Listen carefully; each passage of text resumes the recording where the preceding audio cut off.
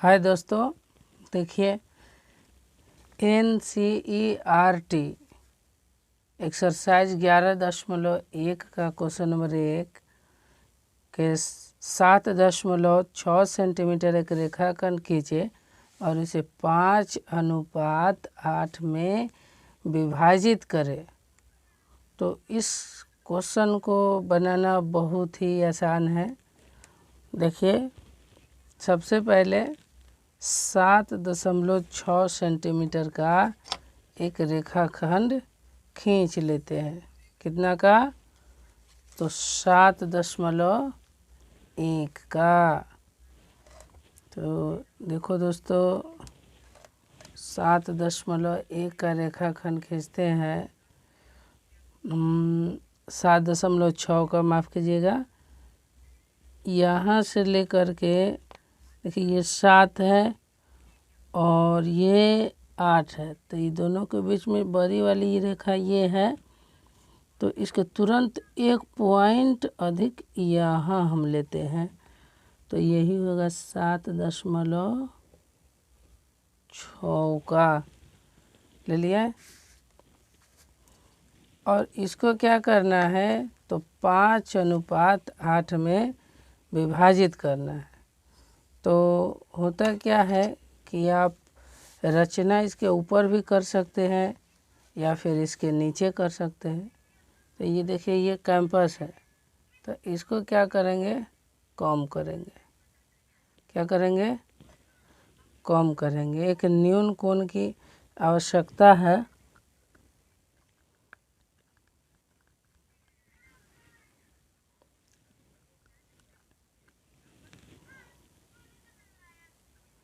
ये देखिए, हम कैंपस को जो है सरिया लेते हैं। ये लीजिए, अब छोटा सा इसको कर लेंगे चाप, क्योंकि 8 बार काटना होगा ना।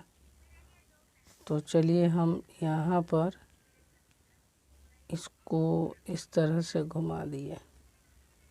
अब दिमाग में सब प्रोसेस फिट कर लीजिएगा। और इस तरह से घूम गया। अब ये जो है थोड़ा सा अपनी सहायता के लिए घुमा देते हैं। लोहा के नोक रखेंगे कहाँ? यहाँ, ठीक है।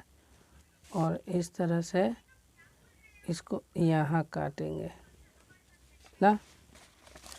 अब ये जो कटान बिंदु हुआ, ये इसको यहाँ से मिला देंगे। नियम है कि न्यून कोण खींचना है, मतलब 90 डिग्री से छोटा, तो सबसे बेहतर यही होता है 60 डिग्री। यहाँ से काट दिया ना, तो 60 डिग्री हुआ। क्वेश्चन में आप देखेंगे कि 5:8 में, मतलब 5/8 में, तो बटा में कितना है? या फिर दोनों में से देखा जाएगा बड़ी संख्या कौन है? तो 8 है। तो इसको हम 8 बार कट करेंगे। कितना बार? 8 बार कट करेंगे। तो यहाँ से लेके यहाँ तक ही 1 हो गया। फिर यहाँ से 2, 3, 4, 5, 6, 7। एक बार और इसकी ज़रूरत हो सकती है। देखिए, B1, B2,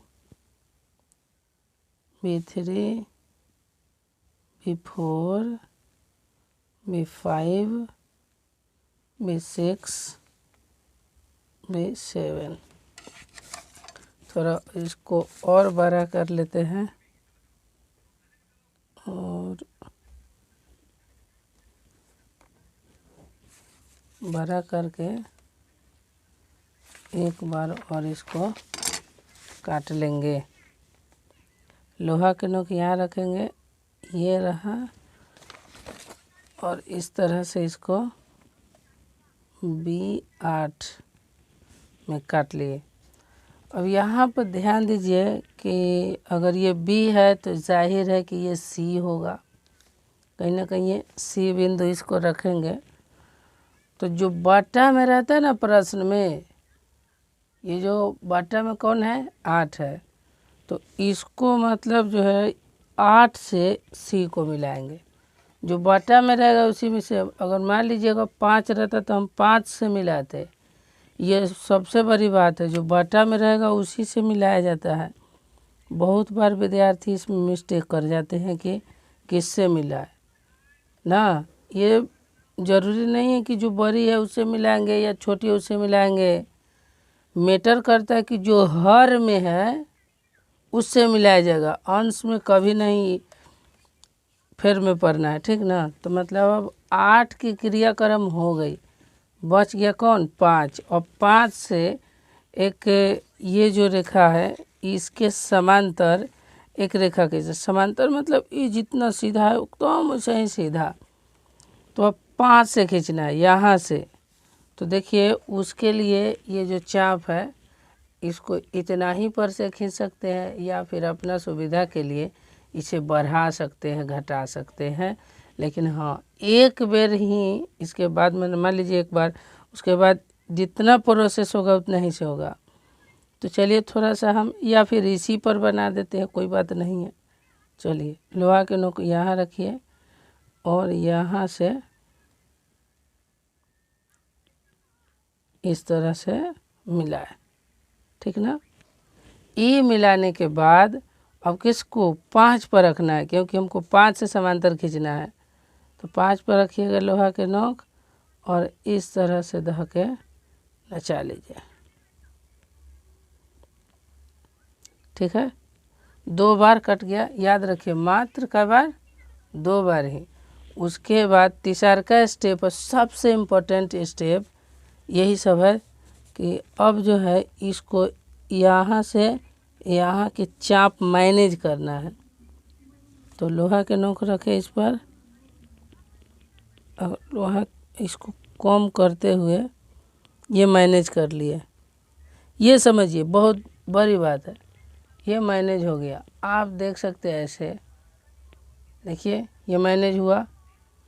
या तो कम करना पड़े तो कम कीजिए, ज़्यादा करना पड़े तो ज़्यादा कीजिए, लेकिन ये मैनेज होना चाहिए कि यहाँ और ये जो है इस बिंदु का चाप मैनेज होगा। फिर इसको ले जाएंगे कहाँ, तो ये जो 5 है जिस पर से धक घेरे है, ये नाचते हुए जहाँ जिस बिंदु पाया रहेगा वहाँ पर, जरूरी नहीं कि B4 पर कटे, यहाँ भी हो सकता है, यहाँ भी, मतलब जहाँ कटेगा उसी बिंदु पर रखना है। इतना बात ध्यान रखिए। तो लोहा के नोक इस पर रखिए जहाँ वो आया है, आधा के इसे काट दीजिए। कट गया। अब इस कटान बिंदु को बिंदु 5 से मिलाना है। देखिए जैसे ही मिलाइएगा ना, ये ऑटोमेटिकली जो है इसके समांतर हो जाएगा। हर हाल में इसके समांतर होना है। हो गया। देखिए ये दोनों रेखा क्या हो गया, समांतर हो गया। अब ये जो है इस बिंदु का नाम है, चलिए ये बहुत दूर हो गया है, इसको मिटा करके यहाँ C लिख देते हैं। और जब इस लाइन में B को B1 B2 गया तो इस पर C है, तो इसका नाम हम C1 रख लेंगे, ठीक है। अब क्या करना है कि बोला है कि 5:8 में विभाजित करें। तो अगर ये ध्यान से देखिएगा ना इस तरह से करके, तो ये एक त्रिभुज बन गया। और त्रिभुज का नाम क्या है, BC और B8। B8 और C एक त्रिभुज है जिसमें से देखिए भुजा B8 और C के समांतर B5 C1 एक रेखा है। तो ये जैसे ही एक भुजा के समांतर कोई रेखा हो जाता है ना, तो अन्य 2 भुजाएं एक ही अनुपात में विभाजित हो जाती है।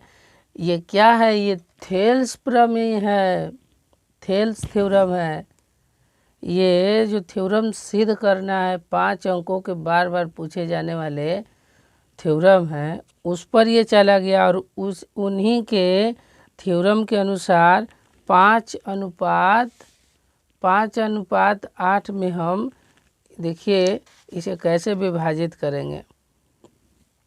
तो यहाँ पर लिखेंगे, ध्यान दीजिएगा, ये सब बहुत ज़रूरी बात है। चूँकि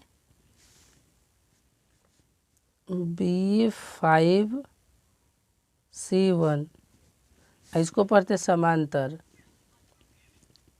B8C इसको संकेत में लिख दिए। इसी को अगर भाषा में पढ़ेंगे तो लिखेंगे कि B5C1 भुजा B8C के समांतर है। तो जब कोई रेखा किसी भुजा के समांतर खींची जाए तो अन्य दो भुजाएं एक ही अनुपात में विभाजित हो जाती है, ये थ्योरम है। तो इसलिए भुजाएं क्या होंगी, एक ही अनुपात में विभाजित होंगी। तो देखिए B5 B5 बटा B8 बराबर, इस भुजा पर हो गया। अब इस भुजा पर BC1 अब बटा BC हो गया। अब देखिए एगो तो शॉर्टकट में देखिए कि सब कट जाएगा तो 5/8 बचेगा, लेकिन ऐसा नहीं होता है। ऐसे आपको बता दिए, ऐसा नहीं होता है। आपको उसका वैल्यू देखना है। क्या देखना है, वैल्यू देखना है। ऐसे भी देखिए यहाँ से यहाँ लेके कई गो, 5 गो, तो यहाँ से लेके यहाँ तक 5 गो लिख दिए। यहाँ से लेके यहाँ तक कई गो, 8 गो। इस सब को सेम टू सेम उतार दिए। अब इसी को क्या लिख देंगे, इसलिए BC1 अनुपात BC बराबर 5/8। यही नहीं ले आना है आंसर। देखिए प्रश्न में बता रहा है 5/8 में विभाजित करें। 5/8 में किसको, BC को विभाजित कर दिए हम। BC ही ना 7 कितना है, 6 सेंटीमीटर। तो इसको 5/8 में विभाजित कर दिए। इतना पूरा लिखने के बाद कंफर्म है कि आपको 5 अंक अवश्य ही मिल जाएंगे। तो थैंक यू दोस्तों ये वीडियो देखने के लिए, और एक प्यारा सा लाइक तो ज़रूर दे दीजिए, क्योंकि बड़ी मेहनत से ये वीडियो बना है। और उम्मीद रखिए कि मैं पूरे एकदम एक पर एक पूरे क्वेश्चन को वन वीडियो कर करके पूरा मैं आपको सॉल्व करके देता हूँ। तब तक के लिए जय हिंद, जय भारत।